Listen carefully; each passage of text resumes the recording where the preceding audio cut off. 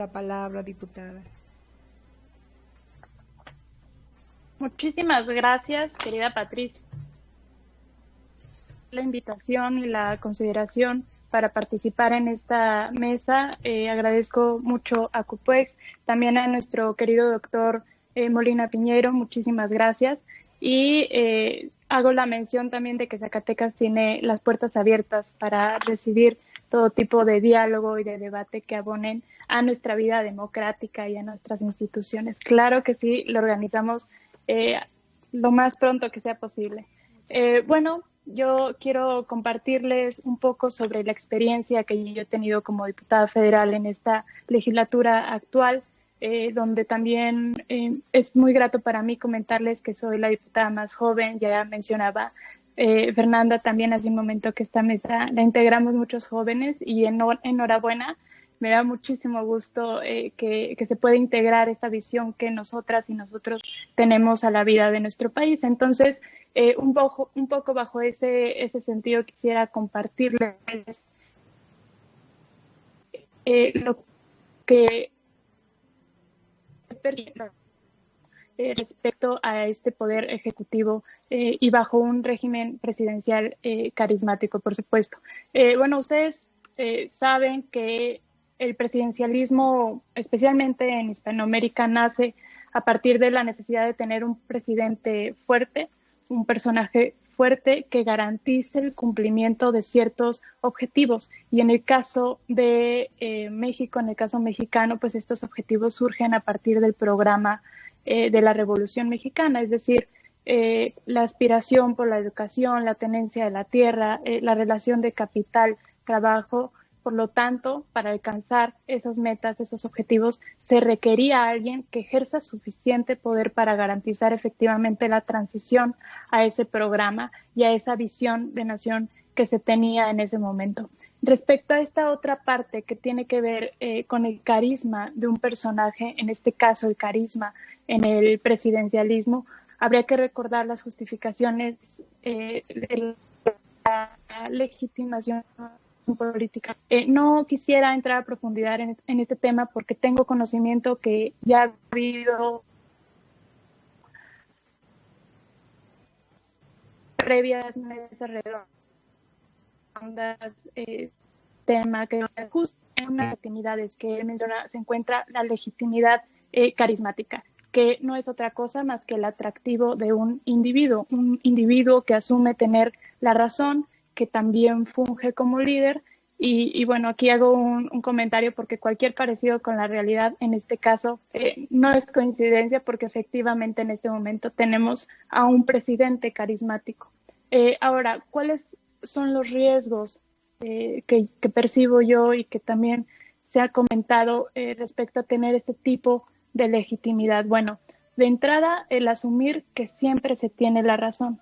Eso, por supuesto, te genera un bloqueo ya previo en el debate y, por lo tanto, no existe la flexibilidad para aceptar ciertas modificaciones a propuestas o de plano un cambio radical a lo que se plantea en ese momento y que pudiera no funcionar. Entonces, esto termina siendo una visión ejercida de manera unilateral, sin apertura a propuestas externas, comúnmente menos a propuestas de una oposición. Otro de los riesgos de asumir que siempre se tiene la razón, pareciera que va estrechamente ligado con el populismo y la demagogia. Y otra de las problemáticas que quisiera mencionar, aunque por supuesto pudiéramos encontrar algunas más, es sobre el reconocimiento de la legitimidad que se le da a un líder, no por estatutos, no por estar de acuerdo con las propuestas que se hagan. Y aquí hablo de un análisis serio respecto a estas propuestas. Esto de primero los pobres, por ejemplo, ¿es fácil estar de acuerdo con esto? Probablemente, pero el estar de acuerdo con un principio o con una máxima no implica estar de acuerdo con las formas, maneras, con las propuestas que se planteen para alcanzar este principio.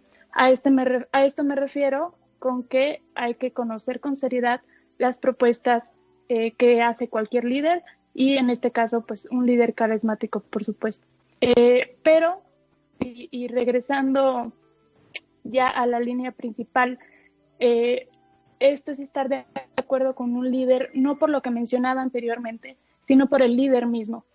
El líder como un personaje que encarna en la mayoría de las veces, si no es que en todos, pues aires de esperanza, de renovación, de fe, etcétera, de manera que esta legitimidad, en otras palabras, es que no importa realmente qué propuestas haya, aunque sí puede importar la manera en la que se están planteando o cómo se presentan, pero importa quién las está proponiendo y de esta manera pues genera cierta aprobación. Entonces, también terminamos con una falacia de autoridad.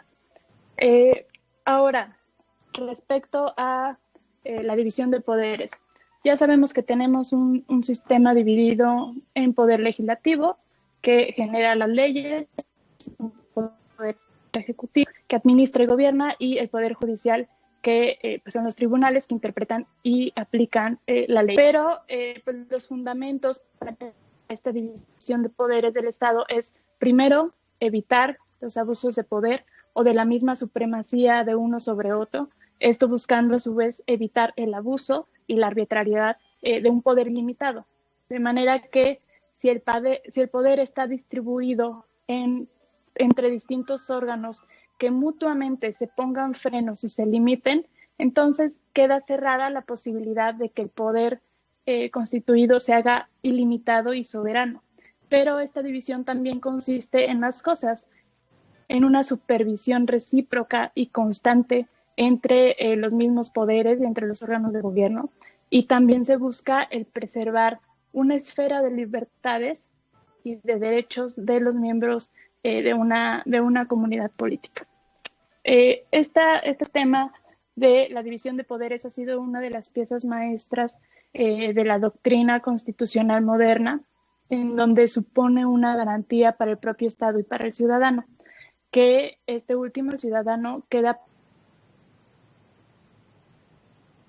ante los abusos de poder y las posibles actuaciones arbitrarias de parte de instituciones públicas.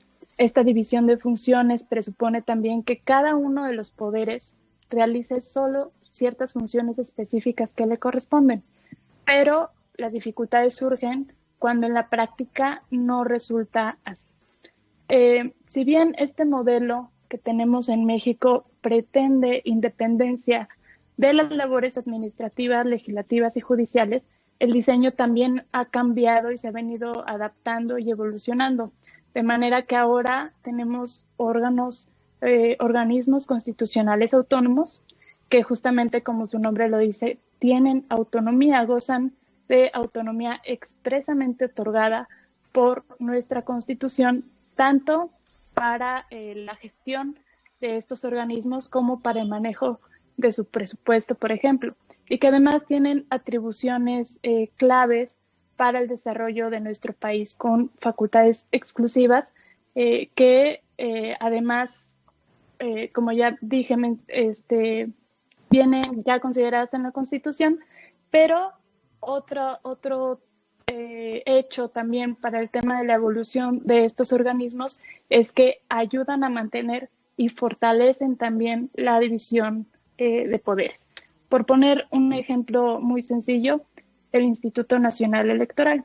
¿Esto por qué lo menciono? Bueno, el contar con un árbitro autónomo, con un árbitro imparcial, etcétera, nos da muchas más garantías de que los cargos electos, y hablo en general de todos los cargos, pero especialmente los cargos que se eligen para el Congreso de la Unión, por representar a otro poder frente al Poder Ejecutivo, sean, o lo que busca es que sean la traducción más literal posible de la voluntad popular, sean cuales sean los resultados. Muy diferente sería si el árbitro dependiera directamente de alguna instancia de gobierno, que eso en realidad no nos da garantías de nada, y pues en el caso del Poder Legislativo se corre el riesgo permanente de que este poder estuviera supeditado al Poder Ejecutivo a través de una mayoría forzada por medio de fraudes electorales.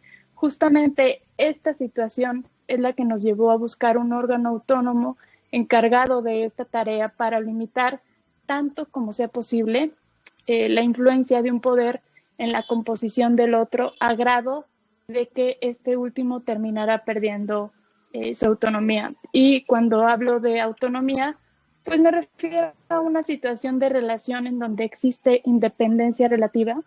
En su caso más general, la autonomía implica una condición que hace que los órganos puedan actuar con independencia, con libertad también, siendo totalmente capaces de tomar decisiones que atañen a sus intereses. Esta autonomía es una condición para la división de poder, sin que esta, por supuesto, deba ser entendida como soberanía, es decir, que debe de entenderse como la distribución de competencias sobre determinadas materias. En el caso específico de nuestro Congreso, esta autonomía puede verse en peligro cuando se dan ciertas variables que no permitan que dicho poder ejerza estas funciones específicas que se le atribuyen desde nuestra Constitución. Y bueno, es importante recordar esto que ya mencionaba hace unos momentos. En el pasado, evidentemente, el predominio del poder ejecutivo sobre los demás poderes hacía irrelevante el actuar del poder legislativo. Durante mucho tiempo México vivía con una fórmula que parecía perfecta respecto a la fórmula del sistema, donde el líder del Ejecutivo y las partes integrantes del poder legislativo pertenecían a un mismo partido político. Y esto obviamente provocaba durante mucho tiempo que el poder legislativo jugara un papel muy secundario, sobre todo en su función como contrapeso del poder ejecutivo. Y esto a pesar de que constitucionalmente pues, no estaba impedido. El poder legislativo jamás había asumido un papel de legislador autónomo, por lo tanto se cedía este cargo de legislador por excelencia al Poder Ejecutivo. Una revisión constitucional a las atribuciones de los poderes pues revelan que el Poder Legislativo tiene más facultades y que por ende tiene más control sobre el Poder Ejecutivo. Pero en la práctica esto se ha visto afectado por el predominio del partido que actualmente está en la presidencia y que también tiene mayoría en el Congreso, específicamente o más particularmente en la Cámara de Diputados. Esta situación pues ha venido cambiando paulatinamente mediante reformas político-electorales que permitieron que en el 97, por ejemplo, se presentara por primera vez en México y que gracias al surgimiento y al impacto de los partidos de oposición, pues se pudieron activar muchas de las funciones por las cuales fueron creadas las asambleas legislativas. Con todo este contexto, podemos ver que México ha experimentado paulatinamente una transición a la democracia que viene desde la década de los 70 y que ha provocado cambios en las condiciones políticas y sociales de nuestro país. La vida política mexicana se ha caracterizado pues, por diversas etapas provistas de importantes cambios en la forma de ejercer el gobierno y la modernización de las instituciones, la pluralidad política, la presencia también de un sistema electoral más transparente, más eficiente, que ha logrado que las reglas políticas pues, sean más claras y más acordes a los avances democráticos. Sin embargo, me parece que hoy estamos ante una regresividad que nos está llevando a que el hiperpresidencialismo unipersonal y de control total también, y aparte carismático, por supuesto.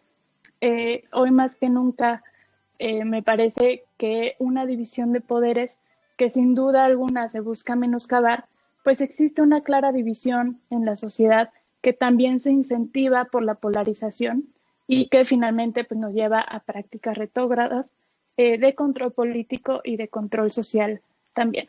Entonces, también quiero mencionar que me parece que estamos ante un riesgo latente de que la división de poderes se pierda, aunque de facto pareciera que en muchas ocasiones ya sucede. Y sobre esto quiero mencionar dos ejemplos que pudieran ilustrar la ausencia de las facultades y de esta división de poderes. Por una parte, tenemos la consulta para que se haga un juicio a los expresidentes, que fue avalada por la Corte, y por otro lado, el ejemplo de la mayoría artificial, que tiene el partido en el poder en la Cámara de Diputados. En cuanto al primer tema, a la llamada consulta popular para sancionar a expresidentes, además de ser otra farsa montada con fines electoreros, que es ociosa también, porque juzgar a cualquier funcionario público que haya prevaricado en este o en otros sexenios es obligación legal procesarlo conforme a derecho. Y pues con estas consultas, Gansito, solo se cae en una pantomima que en nada va a reducir la corrupción o los problemas que tenemos en nuestro país. Y otro ejemplo también está en la exoneración de Pío López Obrador por parte de la UIF, de la Unidad de Inteligencia Financiera, por mencionar algunos. Y bueno, respecto al segundo ejemplo que mencionaba, que es el tema de la mayoría artificial en Cámara de Diputados, y termino con este comentario porque me parece que ya casi concluye mi tiempo. Primero habría que mencionar la trampa que se realizó en las elecciones pasadas del 2018, donde Morena registró candidatos de Morena en otros partidos, y hablo por supuesto del Partido del Trabajo, el PT, y del PES, pero también hubo registros en otros partidos más, partidos de oposición, pero la diferencia es que en este último caso, pues los acuerdos fueron particulares entre cada legislador electo con el partido en el poder, y no eran propiamente acuerdos entre los mismos partidos políticos. Esto pues nos generó una sobrerepresentación en Cámara que le dio a Morena pues la mayoría absoluta. Y aquí hay varias problemáticas. Si bien se puede decir que parece que ha habido contrapesos o debates entre la Cámara de Diputados y la Cámara de Senadores, y por poner un ejemplo, la ley de ingresos, donde nosotros en Cámara de Diputados se aprobó por la aplanadora, pero te regresa con modificaciones del Senado, ese pudiera ser un argumento para decir que hay diálogo entre el poder legislativo. Sin embargo, recordemos que la Cámara de Diputados tiene facultades de aprobación del presupuesto, y pues habría que tener en cuenta esta sobrerepresentación ilegal, además, que tiene un partido en mayoría, y que en estas facultades exclusivas, como la aprobación del presupuesto, únicamente pasa por la Cámara de Diputados. O la asignación de consejeros del INE podría ser otro ejemplo de facultad exclusiva de la Cámara. Entonces, ahí se ve la problemática de tener esta mayoría artificial, subrayo también, en Cámara de Diputados. Una de las propuestas que se ha hecho para tratar de resolver este problema es prohibir el cambio de legisladores de grupo parlamentario. Esto no funciona, ¿por qué? Bueno, porque se ha argumentado que esto te limita derechos respecto a libertad de asociación, y al final de cuentas se presume que cada legislador es libre de pertenecer al grupo parlamentario que mejor le parezca. ¿Cuál es la problemática aquí? Que cuando un legislador de cierto partido se cambia a otro, no nada más se va el legislador como individuo, sino los cargos que ese legislador tiene y que son representación de un partido político. Es decir, el diputado que se cambia de grupo parlamentario se lleva consigo las secretarías de comisión, las presidencias de comisiones, y aparte le da un voto más al grupo parlamentario que lo adquiere, de manera que en la Jucopo, por ejemplo, donde hay discusiones o aprobación de cierto tema por voto ponderado, automáticamente se le da mayor peso a un grupo parlamentario. Y pongo el ejemplo de esta legislatura, donde el PRD ingresa con 21 diputados, actualmente somos 12. Entonces, de estos 9 votos que se van a otro grupo parlamentario, eso va a transitar por un tema de nula representación de la voluntad popular. Es decir, los votos en las urnas en la elección del 2018, los ciudadanos y las ciudadanas eligieron que el PRD tuviera 21 diputados. Sin embargo, en la práctica, el PRD está representando únicamente a 12 diputados. esa es la problemática que hay actualmente pues en Cámara de Diputados, pero sin embargo han sido prácticas que se han reflejado a lo largo de varias legislaturas. Entonces, yo terminaría con este comentario también para dejar que fluya la discusión y pues de antemano ofrezco una disculpa porque tengo entendido que habrá una segunda ronda de una participación más breve. Sin embargo, justamente el día de hoy en Cámara iniciamos la discusión de presupuesto a propósito, entonces voy a tener que trasladarme para allá y no me será posible permanecer conectada más tiempo, pero sí, pues ahí de camino a Cámara de Diputados. Y bueno, agradezco nuevamente y enormemente la invitación y la consideración para participar en esta mesa. Les envío un abrazo con mucho cariño a todas y a todos. Muchísimas gracias.